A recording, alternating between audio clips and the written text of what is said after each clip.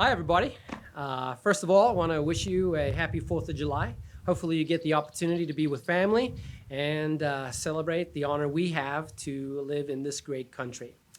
I just want to kind of walk through with you what we will be doing through the month of July.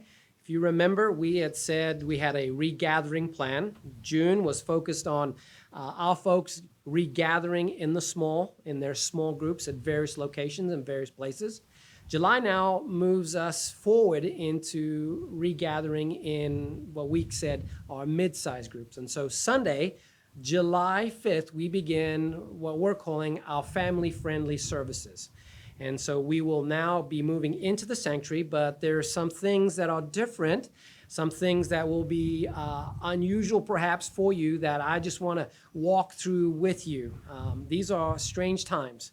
These are times where people are at different places. And what that provides us as Jesus followers is an opportunity to be mindful of our neighbor and to be respectful of what they're comfortable with when it comes to wearing a mask, whether it comes to socially distancing, and all of that, to be respectful of that, to honor them in that. And so right off the bat, I want to say when you come in, however you're comfortable, masks are welcome.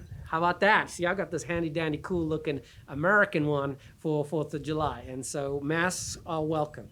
And so if you are willing, want to wear a mask, that's completely fine. We also ask that during this time that you're mindful of the other things that are important to be considered to your neighbor. Keep your hands washed, socially distancing as you are talking to folks as they are comfortable. I know some of you are going to be coming together with your family, and obviously you live together and are going to be closer than what's prescribed. But just be mindful of each other and be mindful of everyone that's gathering. So here we go. When you first come in, I want you to know that you will be welcomed by some of our team. Our greeters will be here, and here's such a greeter, and know that he is smiling gleefully and welcomingly for you when you come in. They will open the doors for you, so you won't have to touch that.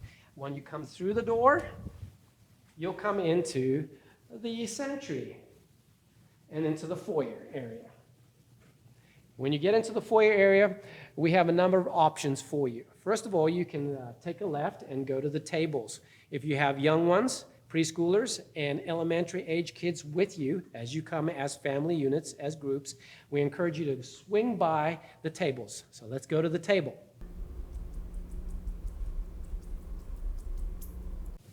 At the tables, we have set up for you what Lisa Davis, our children's minister, and Meredith Bauman, our preschool director, have set up swag bags. These are things that connect the kids with what we're going to be talking about in the service.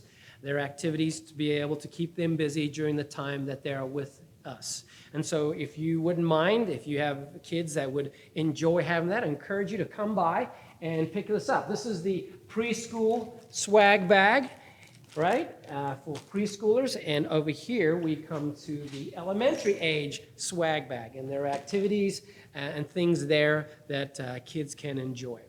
When you grab the swag bags, or if you didn't stop by the swag bag table, we encourage you now to take notice of the table set up with the communion cups. Let's go there.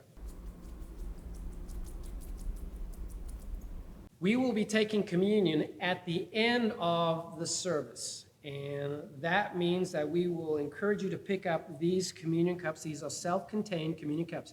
You pick them up and you go into the service. If you wish to take communion with us, to participate that at the end of service together, we encourage you to pick up your communion cups for all those who are participating in your family group. Now that you enter into the sanctuary, we encourage you to select a row of seats that are not blocked. As you may notice, we have rows that are blocked with the handy-dandy beautiful sign that says row closed. When you come in, and if you are the first folks to come to a row, we are encouraging you to sit in the middle. What we want to avoid is having people walking over each other. When you come in, please sit towards the middle if you are early are the first folks to sit in a row.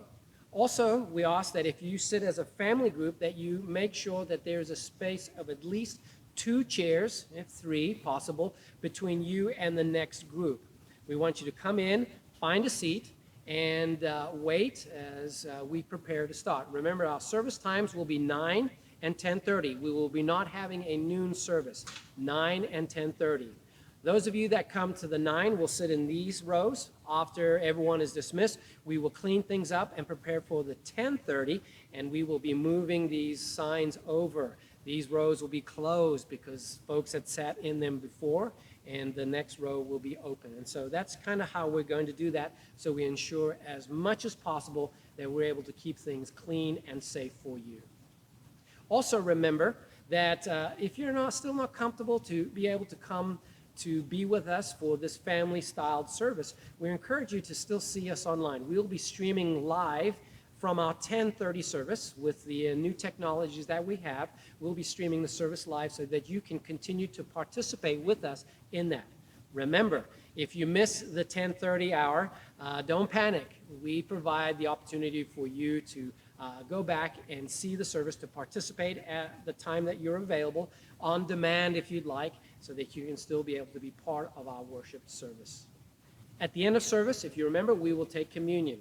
When you leave, we encourage you to take your communion cups, and as you leave, please dispose of them yourself into the receptacles, into the trash buckets, boxes, whatever you want to call them.